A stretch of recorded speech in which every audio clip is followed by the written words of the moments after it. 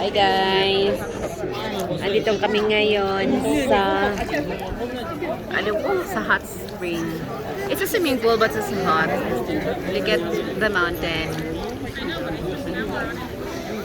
Ooh. Can you hear all the voices of the mountain? Tapos meron tayong lifeguard. Ayan. Daming naliligo.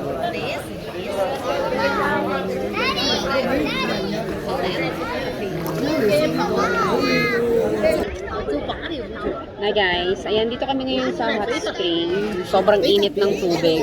Ayan.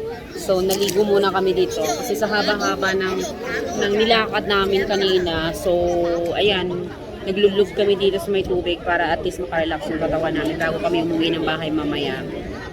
So, ayan, grabe guys. As in, sobrang nakakapagod. Pero worth naman. Masaya. Ayan. Ayun. So, ayan. Dito kami banda sa hindi mainit. Para at least, hindi kami magka-sunburn. Oh, sorry. Ayun.